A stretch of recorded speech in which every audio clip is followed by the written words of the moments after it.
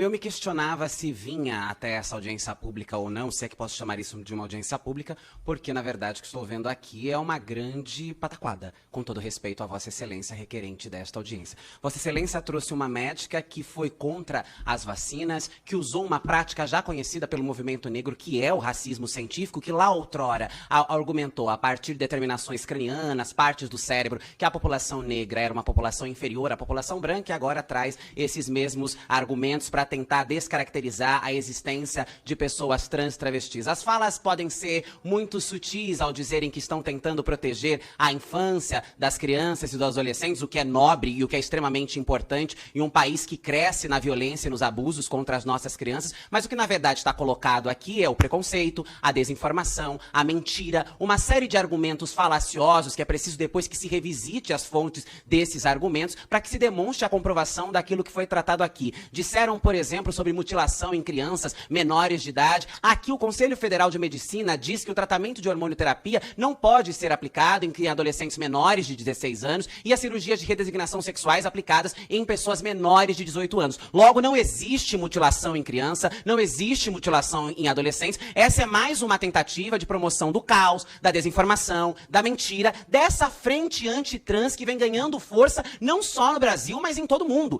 É um ódio irrestrito, fantasiado de preocupação. É uma violência contra um grupo que já é massacrado historicamente e ainda digo mais, atrelam a transexualidade à necessidade de cirurgia de redesignação sexual. Ninguém precisa passar por cirurgia de redesignação sexual para ser transexual ou travesti. Isso é uma consequência levada a determinadas características que pode ser ou não ser a escolha de uma pessoa transexual e travesti. Então, de fato, o tempo é muito curto para que a gente possa explorar os absurdos que aqui foram tratados, os horrores, eu diria, porque nós vivemos no primeiro país do mundo que mais mata esta população e nós temos profissionais da área da saúde que deveriam estar, inclusive, tentando impedir a auto-hormonização, porque isso sim é um risco. Nós não queremos que crianças e adolescentes façam auto-hormonização. Nós queremos que equipe multidisciplinares, profissionais capacitados, embasados em pesquisa, em ciência e não em negacionismo. Nós estamos querendo nos distanciar do negacionismo. Foi isso, inclusive, que o povo brasileiro escolheu no último pleito eleitoral. Se distanciar da mentira, se distanciar da enganação, se distanciar do falso científico que se fantaseia de ciência, mas na verdade nada tem de ciência por detrás. Nós temos relatos, por exemplo, da adolescente, da criança,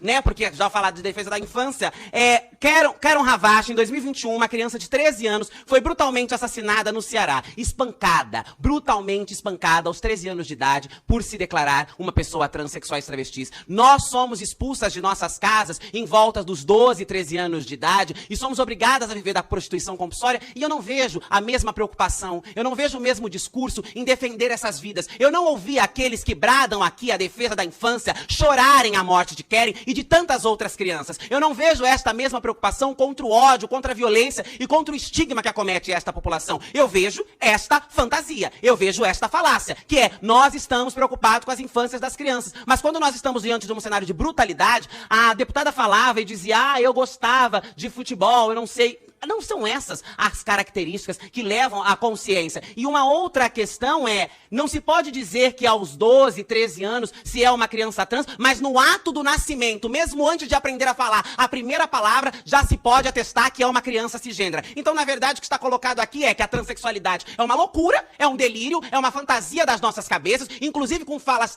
extremamente criminosas, como a do deputado que antecedeu, associando as famílias, as mães, à pedofilia, à hipersexualização da infância.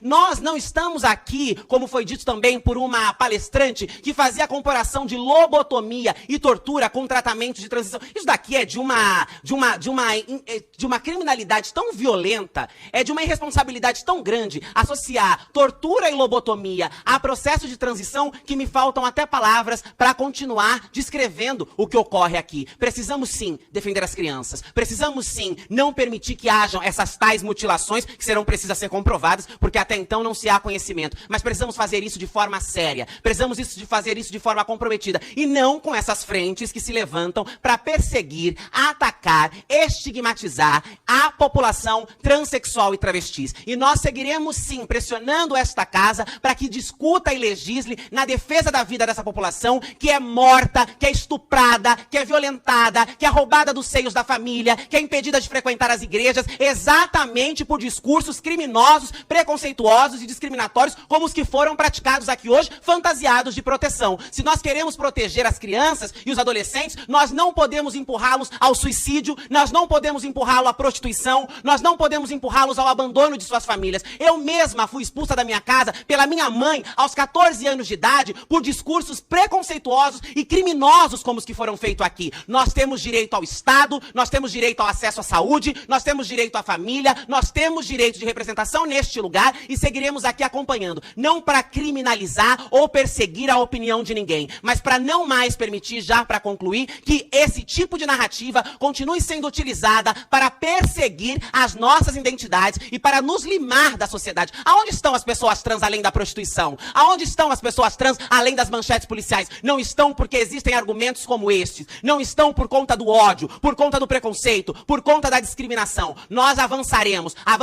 em informação, avançaremos em ciência e combatemos o negacionismo, o ódio e o preconceito, que são os pilares que estrutura esta pataquada chamada de audiência pública. Obrigada, presidente.